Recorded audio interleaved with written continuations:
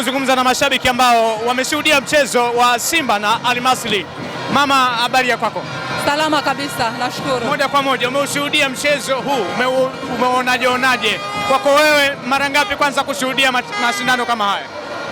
Michezo yote mikubwa iwe ya klabu bingwa au shirikisho, yote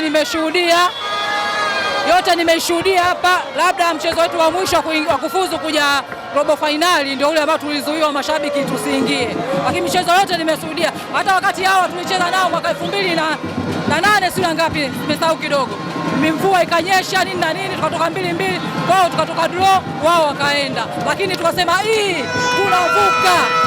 tunavuka. Kwa hiyo hii tunavuka. Ni mchezaji kwanza gani ambaye umevutiwa naye kwenye huu mchezo?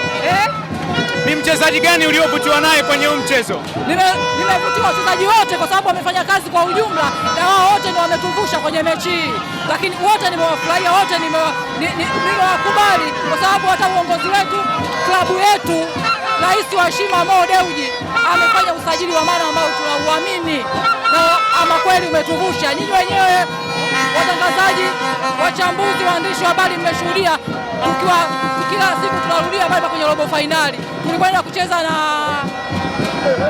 kucheza na South Africa na Orlando, wakatutoa kwa mikojo ya penalty, lakini hii tunasemaje, Mwenyezi Mungu ni mwema, iwe jua iwe mvua, hii tunavuka. Okay, Pilipili Kamara pengine hakutaka kuonesha uwezo kule Misri, alihitaji kuonesha uwezo hapa kwenye ardhi ya Mama Samia. Pilipili Kamara tunamzungumziaje? Kwanza mimi nasema man of the match wa mechi hii, na Mwenyezi Mungu amjalie golikipa wetu, na naomba viongozi wasimuache, wamuongeze mkataba. Ni golikipa bora sana, sio kama hao waliopita au waliokuwepo, sio bora, ni bora, lakini mechi iliyopita ni bahati mbaya, hata ikuwa kwetu na mcheza kwao utunzwa, lakini katika hili tunamshukuru Mwenyezi Mungu mwingi wa rehema na mtume wake Muhammad sallallahu alaihi wasallam. Tunamshukuru, tumevuka.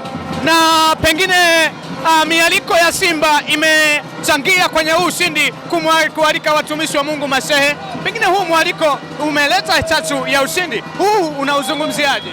Na wao wamechangia kwa sababu wao wamefanya maombi, wamechangia wao, wamekuja kufanyia maombi, wao wamekuja kutusaidia Simba ituvushe, na Mwenyezi Mungu amepokea maombi na wachezaji wamejituma. Kwa kweli pichi kama mlivyoiona ilinyeshewa na mvua, watu wakatoa maji kidogo, ilikuwa ina shida, lakini Mwenyezi Mungu ametuchagua. Sawa, nikikupa